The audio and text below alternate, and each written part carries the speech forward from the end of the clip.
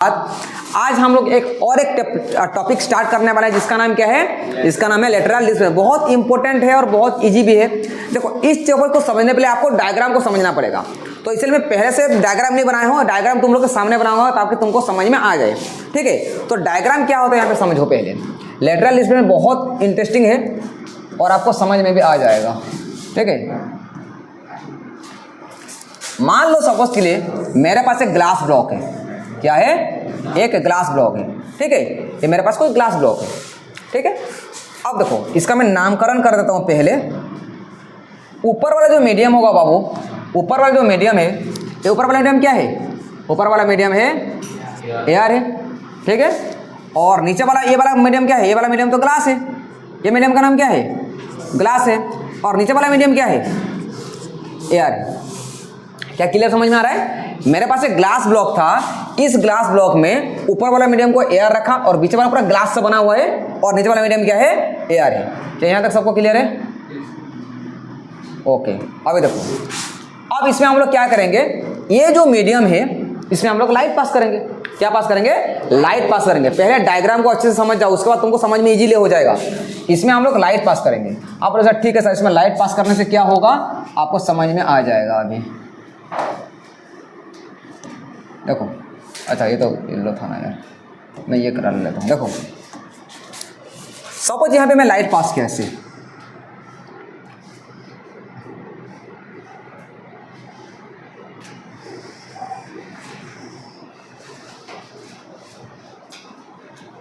ठीक है, यहाँ पे क्या किया, मैं लाइट पास किया।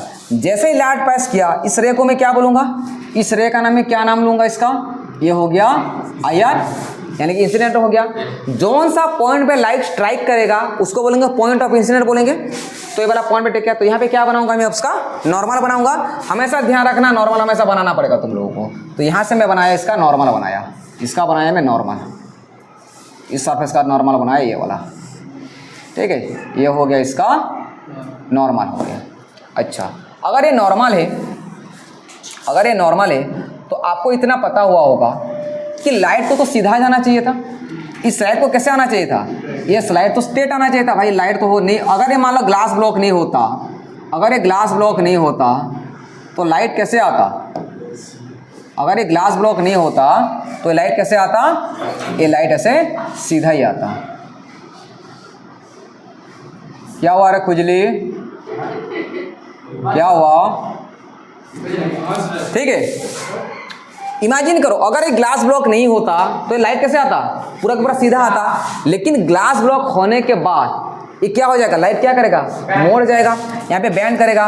तो लाइट यहाँ पे करेगा बैंड। ठीक है, लाइट यहाँ पे बैंड करेगा। ठीक है, किस तरह बैंड करेगा? किस तरह बैंड करेगा? क्लोजर टू दी नॉर्मल हो जाएगा। ये लाइट यहाँ से बैंड करेगा और यहाँ पे ऐसे आ जाएगा। क्या क्लियर है यहाँ तक? डायग्राम समझ में आ रहा है? अच्छा, अब इसको डायग्राम का नाम ले लेता हूँ। पहले देखो, इस डायग्राम का नाम लूँगा तो ये हो गया इंसिडेंट रे। ये कौन सा रे हो गया? ये हो गया आरआर।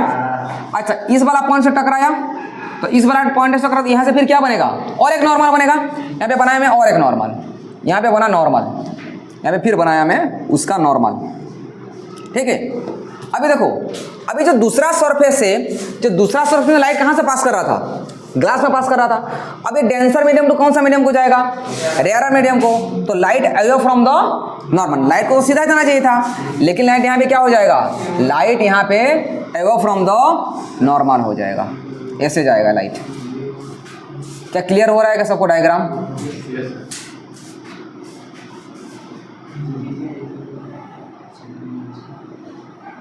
क्या तक डायग्राम सबको क्लियर है? कैसे बना डायग्राम देख रहे हो कि नहीं बन रहा है? तो ये जो रे आया ना यार, देखो यहाँ पे डायग्राम कंप्लीट हो गया। ये जो रे आना यार, इस रे को बोलते हैं कौन सा रे? इसको बोलते हैं एमर्जेंट रे। इस रे को बोलते हैं ER, यानी कि इसका नाम पूरा हो गया। ये एग्जाम में पूछा भी जा चुका है, ये एग्जाम में पूछा भी जा चुका है। इसको बोलते हैं एमर्जेंट रे। कौन सा रे? एमर्जेंट रे बोलेंगे, है ना। ये कौन सा रे हो गया? Incident ray. ये कौन सा होगा? रिफ्रैक्टेड रे। और ये कौन सा हो गया? एमर्जेंट रे। एक चीज ध्यान रहने वाली बात ये है कि यहाँ पे लाइट कहाँ से कहाँ पास करे। तो अब डायग्राम समझ में आ गया। अभी अगर डायग्राम समझ में आ गया तो देखो और एक बार इसको हम डिफाइन कर लेते हैं। पहले एयर कहाँ, सॉरी लाइट कहाँ से पास कर रहा था, एयर में। एयर टू कहाँ आया, ग्लास में। तो एयर टू ग्लास आया मतलब denser medium, sorry rarer medium to denser medium light आया। तो अगर डेंसर टू रेयरर आता है तो लाइट किस तरह बैंड करेगा, क्लोजर टू दी नॉर्मल आएगा। लाइट को सीधा जाना चाहता है लेकिन लाइट सीधा नहीं, थोड़ा सा क्लोजर टू दी नॉर्मल आएगा, तो यहाँ पे बैंड कर दिया। अब देखो लाइट यहाँ पे टकराएगा फिर दूसरा सरफेस में। अब लाइट कौन सा मीडियम से जा रहा था, डेंसर मीडियम पास कर रहा था, अभी किस में आया, रेयरर में आ रहा है। तो क्या हो जाएगा, away from the normal. Light को सीधा आना चाहिए था, इस लाइट को दिखाया नहीं, लाइट को कैसे आना चाहिए था, इस साइड देखो तो लाइट को ऐसे आना चाहिए था सीधा, पर लाइट ऐसे नहीं आई, क्या हो गया, अवे फ्रॉम द नॉर्मल हो गया, क्योंकि डेंसर मीडियम तो कौन सा मीडियम का आ रहा है, रेयरर मीडियम को। तो आपको एक चीज यहाँ पे समझने वाली बात ये है, मान लो एंगल ऑफ इंसिडेंट मान लो थीटा होता, कितना होता, थीटा होता, तो ये एंगल भी कितना बनाएगा, थीटा ही बनाएगा। आप बोलोगे सर ऐसे क्यों, क्योंकि अगर ये 50 होता तो ये भी 50 होगा, क्योंकि लाइट तो अपना रूल को तोड़ेगा नहीं। यहाँ भी किसके साथ बना रहा था, एयर के साथ एंगल बना रहा है, ये भी किसके साथ बना रहा है, एयर के साथ एंगल बना रहे हैं, तो दोनों क्या होगा, बराबर होगा। अब बोलो सर टॉपिक तो लेटरल डिस्प्लेसमेंट है, तो किसको लेटरल डिस्प्लेसमेंट बोलेंगे, ये जो इंसिडेंट रे सीधा आ रहा है और ये जो इमरजेंट रे है, ये देख रहे हो इंसिडेंट रे सीधा सीधा आने वाला था लेकिन आया क्या, नहीं आया।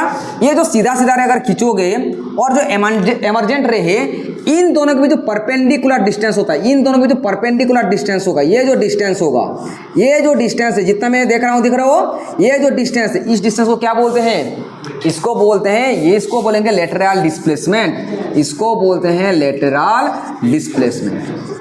बस इतना सा समझना था इस चैप्टर में, क्या बोलेंगे, इसको बोलते हैं लेटरल डिस्प्लेसमेंट। देखो अगर इतना समझ में आ गया, हाँ एसएक्स में आता है सब, है ना। अब देखो ये अगर मान लो लेटरल डिस्प्लेसमेंट हो गया, ये अगर ये लेटरल डिस्प्लेसमेंट कौन कौन सा फैक्टर के ऊपर डिपेंड करता है, क्या क्या चेंज होने से इस चेंज होगा। जस्ट इमेजिन करो, अब सर रट्टा वाला फिजिक्स हो तो रट्टा वाला चीज़ है ही नहीं। अब क्या क्या इसमें मैं चेंज करूँगा तो ये वाला वैल्यू भी चेंज होता जाएगा।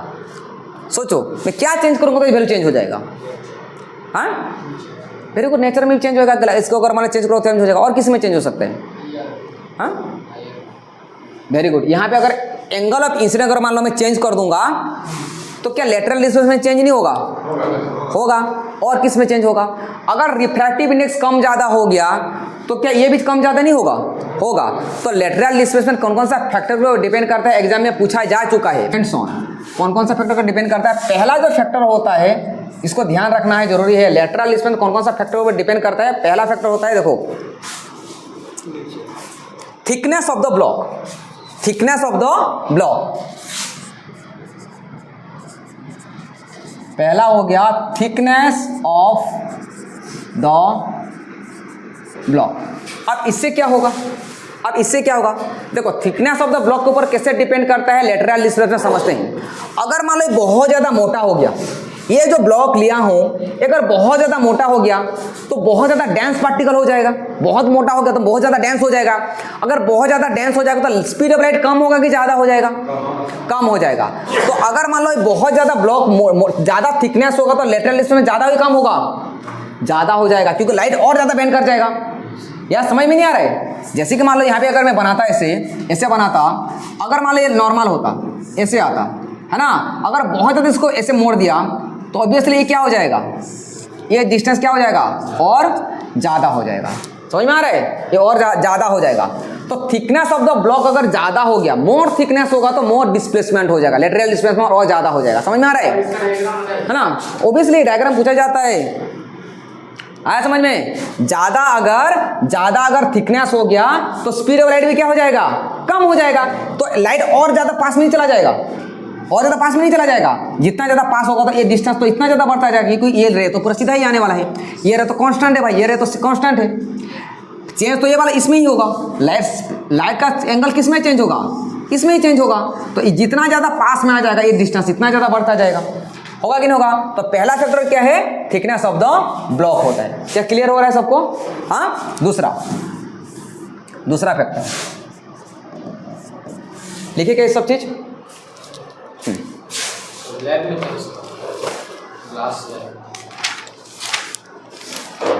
क्वेश्चन में कराऊंगा जो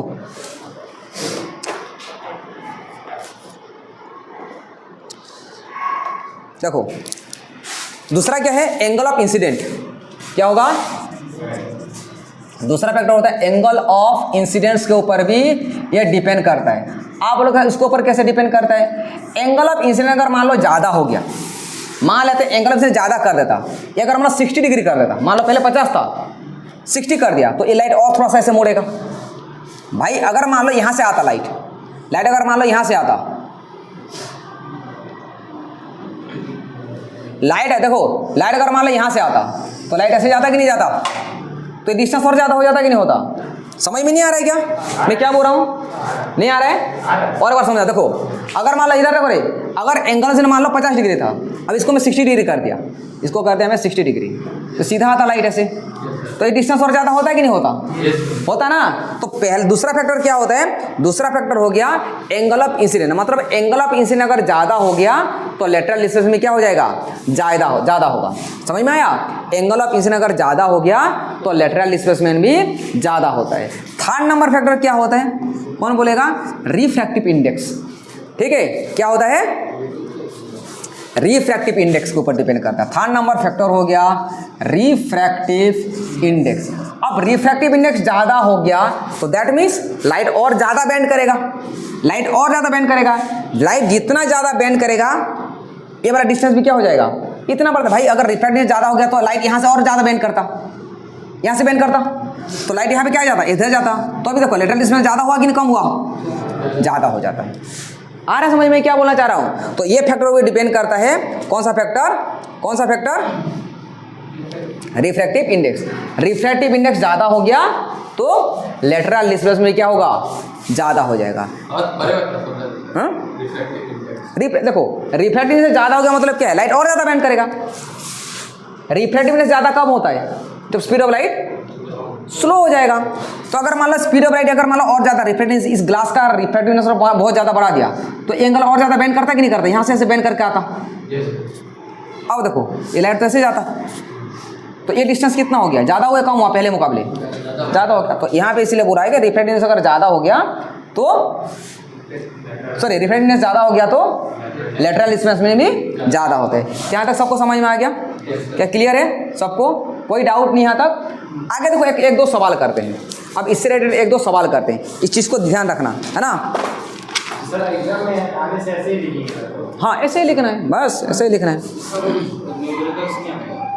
हाँ न्यूमेरिकल्स आएगा, जो फिजिक्स में क्या आएगा? न्यूमेरिकल्स आएगा, थ्योरी आएगा, हर चीज़ आएगा, है ना।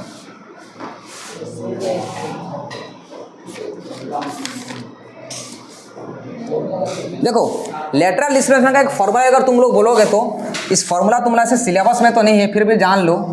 लेटरल डिस्प्लेसमेंट का एक फॉर्मूला होता है, ठीक है। लेटरल डिस्प्लेसमेंट का एक फॉर्मूला भी होता है। मान लो इस लेटरल डिस्प्लेसमेंट को मैं एक्स मान लिया तो इसका एक फॉर्मूला होता है, ध्यान रखना, ठीक है।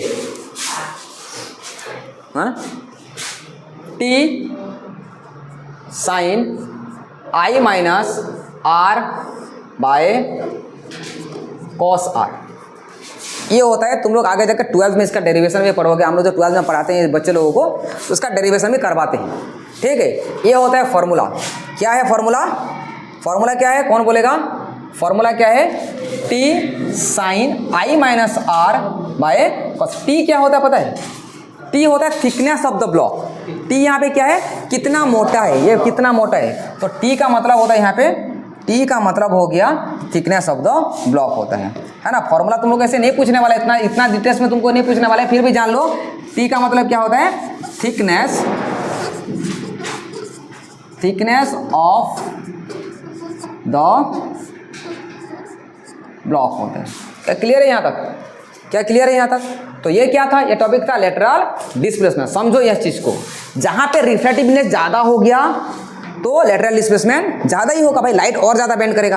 पहले लाइट देखो, लाइट अगर मान लो एक बार दो मेरे को पहन दो, मान लो नीचे वाला सरफेस है, ये मान लो नॉर्मल होता, ये नॉर्मल होता। मान लो लाइट ये इस वाला एंगल में जा रहा है, नीचे वाला एंगल मान लो ग्लास है, ऊपर वाला कुछ सरफेस है, हमको मतलब नहीं ऊपर से, है ना। अगर मान लो नीचे वाला सरफेस अगर मान लो रिफ्रैक्टिव अगर मान लो ज़्यादा हो जाता तो लाइट और ज़्यादा बेंड करेगा, इससे और बेंड करेगा, तो इसका एंगल क्या होगा? ज़्यादा होगा कि नहीं होगा? ये वाला सरफेस ये और ज़्यादा डिस्टेंस होगा ही नहीं होगा। इस चीज़ को समझो। तो इसीलिए बोलते हैं रिफ्रैक्टिव ज़्यादा हो गया तो लेटरल डिस्प्लेसमेंट भी ज़्यादा हो जाए। A ray of light strike a glass slab, समझो, यहाँ पे बोल रहा है कि कोई ग्लास स्लैब है, तो मैं रफ डायग्राम बना दे रहा हूँ। यहाँ पे ड्रॉ ए रे डायग्राम बोल रहा है, तो आपको रे डायग्राम बनाना पड़ेगा। देखो सवाल में बोल रहा है ड्रॉ ए रे डायग्राम बोल रहा है, तो आपको रे डायग्राम तो बनाना पड़ेगा। तो यहाँ पे तुम लोग बनाते रहना, मैं रफ में बना देता हूँ। यहाँ पे देखो सवाल क्या दिया है, कोई एक ग्लास ब्लॉक था बोल रहा है, ठीक है भाई साहब, कोई ग्लास ब्लॉक है, ये कोई ग्लास ब्लॉक है, क्या क्लियर हो रहा है? ये कोई ग्लास ब्लॉक है। इस ग्लास ब्लॉक में क्या हो रहा है, रे of light strike a glass slab, A ray of light strike क्या बोल रहा है, ठीक है भाई साहब, यहाँ पे स्ट्राइक किया, ठीक है, यहाँ पे क्या बनेगा, नॉर्मल बनेगा। लाइट को कैसे आना चाहिए था, लाइट स्ट्रेट आना चाहिए था, लेकिन लाइट स्ट्रेट नहीं आएगा। लाइट यहाँ पे क्या करेगा, लाइट यहाँ पे बैंड करेगा। इसको कौन सा रे बोलेंगे, इसको बोलेंगे IR, इसको क्या बोलेंगे RR, लेकिन यहाँ पे फिर बनेगा क्या, नॉर्मल। तो लाइट क्या हो जाएगा, एओ फ्रॉम तो नॉर्मल हो जाएगा, और ये क्या बनेगा, यहाँ बनेगा ये लेटरल डिस्प्लेसमेंट। क्या क्लियर है सबको? ये वाला I हो गया, RR हो गया, ये क्या है, एंगल ऑफ इंसिडेंट हो गया, एंगल ऑफ रिफ्लेक्शन। तो यहाँ पे देखो क्या दिया है, एंगल ऑफ इंसिडेंट कितना डिग्री दिया है भाई साहब, 30 डिग्री। एंगल आई दिया है हमको ऑलरेडी 30 डिग्री मेंशन। खुजली क्या हो रहा है तेरे को, एंगल आई कितना हो रहा है, 30 दिया है। हमको क्या निकालना है, ड्रॉ रेड, हमको पूरा ड्रॉ रेड डायग्राम हम लोग बना चुका ऑलरेडी। इसमें लिखना ये क्या है, AR, ये क्या है, ग्लास ब्लॉक, G भी लिख देता हूँ, ग्लास ब्लॉक। नीचे वाला क्या है, नीचे वाला AR है। ड्रॉ ए रे डायग्राम शोइंग द इमर्जेंट रे and RR through the glass slab. Okay, refractive index of glass कितना दिया है, 1.5 दिया है। हमको क्या निकालना है, हमको ray strike angle of incident equal to 30। अच्छा, यहाँ पे हमको निकालना है, क्या यहाँ पे RR में निकाल सकते, एंगल R निकाल सकते हो यहाँ पे, हाँ। बाय स्नेल्स लॉ हमको क्या पता है, बाय स्नेल्स लॉ हम लोग निकाल सकते हैं। स्नेल्स लॉ के हिसाब से क्या होता है, रिफ्रैक्टिव इंडेक्स का फॉर्मूला क्या होता है, sine i by sine r. Very good, sine i by sine r होता है। क्या भाई साहब मेरे को रिफ्रैक्टिव इंडेक्स मेरे को पता है क्या, मेरे को ऑलरेडी रिफ्रैक्टिव इंडेक्स दे दिया है, कितना दिया है 1.5, तो 1.5 लिख सकता हूँ यहाँ पे। क्या क्लियर हो रहा है सबको? साइन आई कितना दिया है, साइन आई कितना दिया है, आई कितना है भाई साहब 30, तो साइन 30 पुट करूंगा। क्या आर मेरे को पता है, आर तो मेरे को निकालना है, आर मेरे को निकालना पड़ेगा। तो अभी देखो साइन 30 का वैल्यू कितना होता है, अच्छा इसको पहले क्रॉस कर देते हैं। साइन आर इक्वल टू कितना हो जाएगा, sine r into 1.5 equal to कितना हो जाएगा, साइन 30 हो गया। क्या क्लियर है यहाँ तक सबको?